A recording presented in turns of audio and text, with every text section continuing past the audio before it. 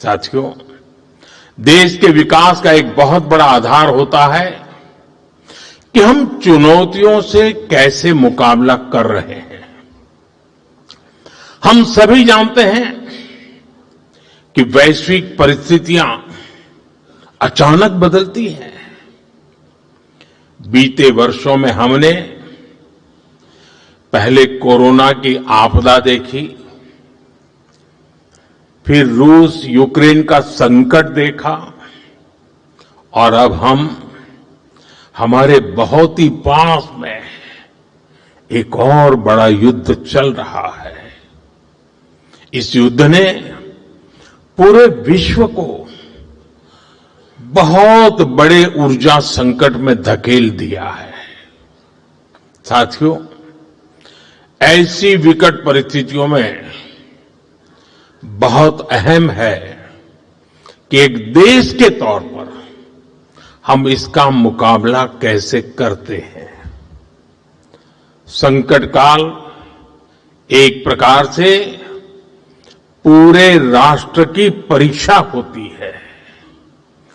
शांति के साथ, धैर्य के साथ हमें परिस्थितियों से निपटना होता है।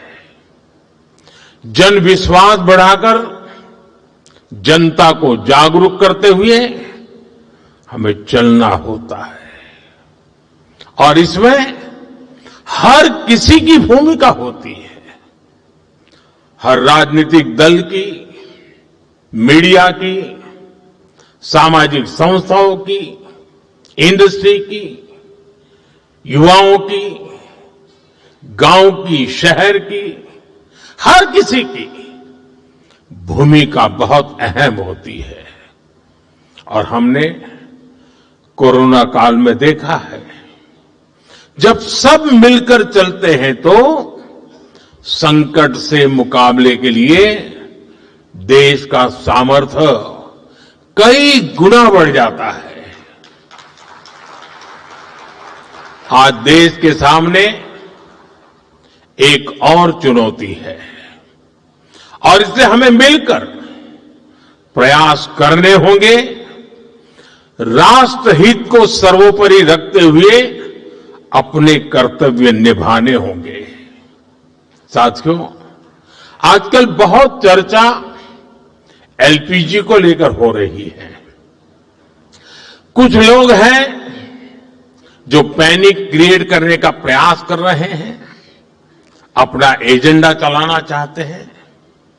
मैं इस समय उन पर राजनीतिक टिप्पणी नहीं करना चाहता, लेकिन इतना जरूर कहूंगा कि ऐसा करके वो जनता के समक्ष खुद को एक्सपोज हो ही रहे हैं, पूरे देश का भी बड़ा नुकसान कर रहे हैं। साथियों, आज युद्ध से जो ये वैश्विक संकट आया है, उसके प्रभाव से कोई देश अछूता नहीं है। कम अधिक मात्रा में हर कोई इस संकट के शिकार है। भारत भी इस संकट से निपटने के लिए कोई कसर बाकी नहीं छोड़ रही है और हम अलग अलग स्तरों पर प्रयास कर रहे हैं। बीते दिनों दुनिया के कई देशों के शीर्ष नेता सप्लाई चेन में जो बाधाएं आई हैं, उससे हम कैसे पार पाए, इसके लिए भी निरंतर प्रयास चल रहे हैं। साथियों, भारत के तेज विकास के लिए अलग अलग एनर्जी सोर्सेज को बढ़ावा देना निरंतर जरूरी रहा है और इसको मजबूत करने के लिए हमने 2 स्तरों पर एक साथ काम किया है। पहला, देश में एनर्जी एक्सेस बढ़े, हमने इंफ्रास्ट्रक्चर तैयार किया और दूसरा, एनर्जी के लिए हमें सिर्फ विदेशों पर निर्भर ना रहना पड़े, इसके लिए एनर्जी सेक्टर में आत्मनिर्भरता पर बल दिया। अब मैं आपको गैस सेक्टर के ही कुछ आंकड़े देता हूं। साल 2014 तक देश में सिर्फ 14 करोड़ एलपीजी कनेक्शन थे, यानी देश के करीब करीब आधे परिवारों के पास ही एलपीजी कनेक्शन था। आज 2 गुने से भी अधिक, यानी करीब 33 करोड़ घरेलू एलपीजी कनेक्शन है। बीते 11 वर्षों में हमने अपनी बॉटलिंग कैपेसिटी को 2 गुना किया है। डिस्ट्रीब्यूशन सेंटर भी 13,000 से बढ़ाकर 25,000 से अधिक हो गए हैं। 2014 में देश में सिर्फ 4 एलएनजी टर्मिनल्स थे, 4 एलएनजी टर्मिनल्स। आज इनकी संख्या भी बढ़कर 2 गुनी हो गई है। गैस पाइपलाइन जो करीब 3,500 किलोमीटर होती थी, उसको 10,000 किलोमीटर तक विस्तार किया है, क्योंकि करीब 60% एलपीजी विदेशों से आती है। इसलिए देश के बड़े बड़े पोर्ट्स, वहां पर इंपोर्ट टर्मिनल कैपेसिटी भी बहुत बढ़ाई गई है। साथियों, साल 2014 से पहले तक देश में सिर्फ 25-26 लाख घरों में ही पाइप से सस्ती गैस यानी पीएनजी की सुविधा थी। आज ये संख्या भी 1.25 करोड़ से अधिक पहुंच गई है। 2014 में देश में सीएनजी पर चलने वाली गाड़ियां भी 10 लाख से ज्यादा नहीं थी। आज ये संख्या 70 लाख से अधिक है, और ये तभी संभव हो पा रहा है क्योंकि बीते दशक में देश के 600 से अधिक जिलों में सिटी गैस डिस्ट्रीब्यूशन नेटवर्क स्थापित किए गए हैं। साथियों, इस वैश्विक संकट ने एक बार फिर दिखाया है कि किसी भी देश का आत्मनिर्भर होना इतना अधिक जरूरी क्यों है। इसलिए ही बीते वर्षों में हमने भारत को एनर्जी सेक्टर में आत्मनिर्भर बनाने के लिए होलिस्टिक तरीके से काम किया है। साथियों, पेट्रोलियम पर निर्भरता को कम करने के लिए हमने इथेनॉल पर, बायोफ्यूल पर बल दिया। 2014 से पहले देश में सिर्फ 1-1.5% इथेनॉल ब्लेंडिंग कैपेसिटी थी। आज हम पेट्रोल में 20% इथेनॉल ब्लेंडिंग के करीब पहुंच रहे हैं। अगर ये काम न किया होता तो हमें बीते 11 वर्षों में करीब 18 करोड़ बैरल अतिरिक्त तेल विदेशों से खरीदना पड़ता। आज की स्थिति देखें तो इथेनॉल के कारण हमें प्रतिवर्ष करीब 4.5 करोड़ बैरल कम ऑयल इंपोर्ट करना पड़ रहा है, यानी करीब 1.5 लाख करोड़ रुपए की बचत तो देश को सिर्फ इसी से हुई है। साथियों, भारत में पेट्रोलियम का बहुत बड़ा कंज्यूमर हमारी रेलवे भी है। हमारे देश में रेलवे लाइनों के इलेक्ट्रिफिकेशन का काम 60 साल पहले शुरू हुआ था। बावजूद इसके 2014 तक, 2014 तक सिर्फ 20% रेलवे रूट का इलेक्ट्रिफिकेशन ही हो पाया था। बाकी रेलवे रूट्स पर हजारों डीजल इंजन चला करते थे। आज भारत में ब्रॉडगेज नेटवर्क का करीब करीब 100% बिजलीकरण हो चुका है। इससे साल 2024-25 में ही भारतीय रेलवे ने करीब 180 करोड़ लीटर डीजल की बचत की है। अगर इलेक्ट्रिफिकेशन न हुआ होता तो हर वर्ष इतना डीजल बनाने के लिए एक्स्ट्रा क्रूड ऑयल इंपोर्ट करना पड़ता। ऐसे ही हमने मेट्रो का नेटवर्क बढ़ाया, इलेक्ट्रिक मोबिलिटी पर फोकस किया। एक और बहुत बड़ा काम हमने रिन्यूएबल एनर्जी को लेकर किया है। आज हमारी total install power generation capacity का आधा हिस्सा रिन्यूएबल सोर्स से आता है। हमारी कुल रिन्यूएबल क्षमता आज 250 गीगावाट के ऐतिहासिक आंकड़े को पार कर गई है। आप सोचिए, साल 2014 में भारत की सोलर पावर कैपेसिटी सिर्फ 2 गीगावाट थी।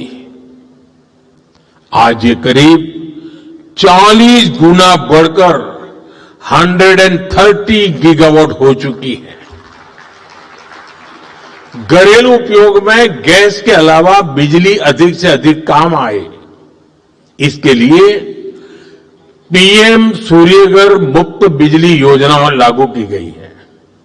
अभी तक इस स्कीम के तहत करीब 30 लाख परिवारों ने रूफटॉप सोलर लगाए हैं। साथियों, इसके अलावा हमने गोवर्धन स्कीम पर भी काम किया। इसके तहत कॉम्प्रेस्ड बायोगैस बनाने पर काम किया गया। अभी तक देश में 100 से अधिक प्लांट चालू हो चुके हैं और 600 से ज्यादा पर काम चल रहा है। साथियों, पेट्रोल डीजल के क्षेत्र में हमने कैपेसिटी बिल्डिंग की दिशा में भी व्यापक प्रयास किया है। 2014 से पहले भारत के पास स्ट्रेटेजिक पेट्रोलियम रिजर्व यानी संकट के समय कच्चा तेल स्टोर करने की कैपेसिटी ना के बराबर थी। आज हमारे पास 50 लाख टन से अधिक का स्ट्रेटेजिक पेट्रोलियम रिजर्व है और इससे भी अधिक कैपेसिटी पर काम चल रहा है। बीते दशक में अपनी रिफाइनिंग कैपेसिटी में भी हमने सालाना 40 मिलियन टन से अधिक की वृद्धि की है।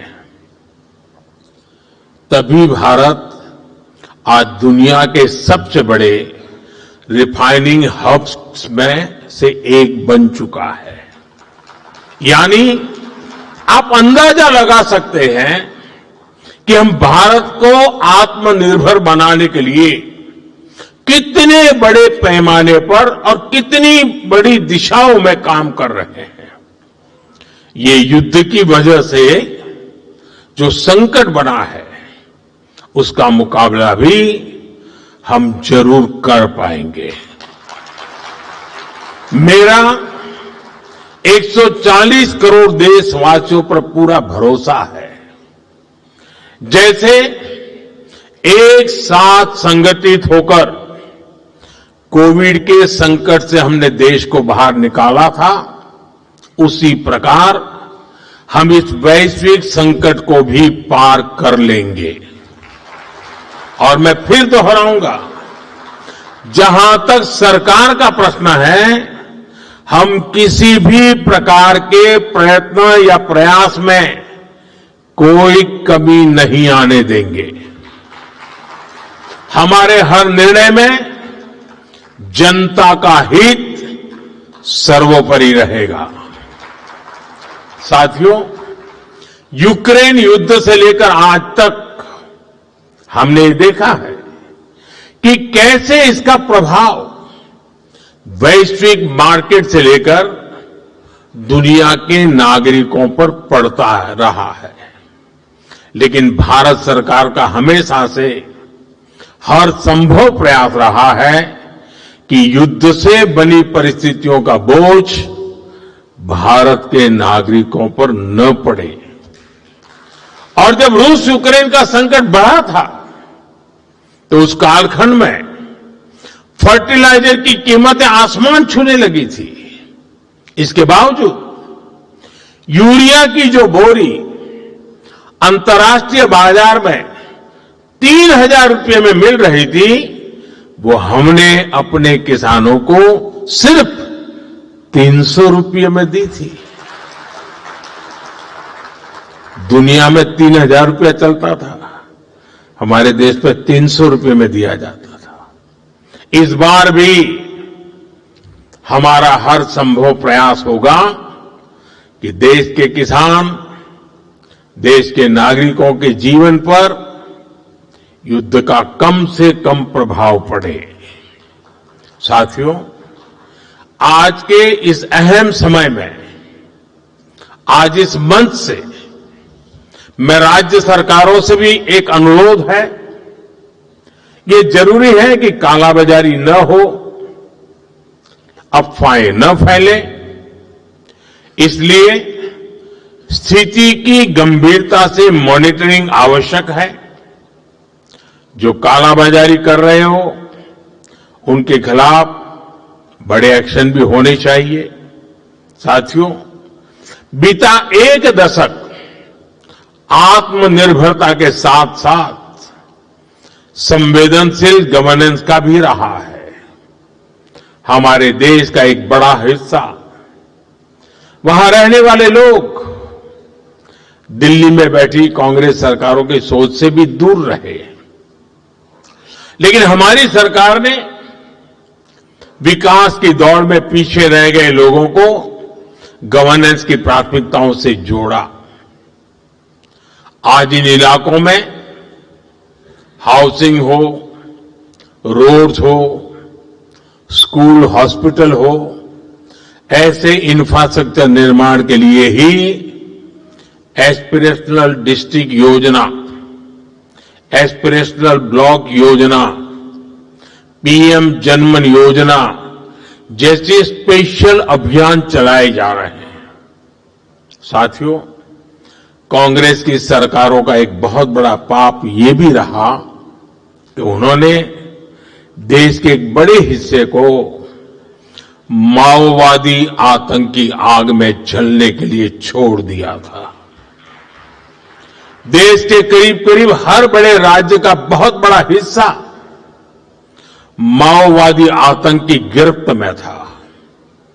लेकिन साथियों, बीते सालों में देश ने इस स्थिति को बदलने का संकल्प लिया। हम बुलंद हौसले के साथ आगे बढ़े और इसका नतीजा आज देश देख रहा है। साल 2013 में 180 से अधिक जिले, 180 से ज्यादा डिस्ट्रिक्ट माओवादी आतंक से प्रभावित थे। आज माओवादी आतंक से प्रभावित जिलों की संख्या सिंगल डिजिट में पहुंच चुकी है। साथियों, बीते एक साल में ही 2100 से ज्यादा नक्सलियों ने आत्मसमर्पण किया है। 900 से ज्यादा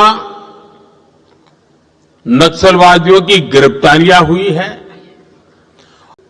हथियार छोड़ने के लिए तैयार नहीं थे, ऐसे 300 से अधिक कट्टर नक्सलियों को सुरक्षा बलों ने मार गिराया है। इसका ये परिणाम हुआ है कि जो इलाके कभी डर के साए में जीने को मजबूर थे, वहां आज विकास की नई ऊर्जा का संचार हो रहा है। साथियों, भारत आज जिस गति से आगे बढ़ रहा है, उसकी प्रगति की गति को रोकना असंभव है। 140 करोड़ भारतीयों की आकांक्षा आज नेक्स्ट लेवल पर है। मैं जानता हूं कि जब एक सपना पूरा होता है तो नए सपने, नई आकांक्षाएं जन्म लेती है और मैं इसे बोझ नहीं मानता, बल्कि जनता के विश्वास की पूंजी मानता हूं।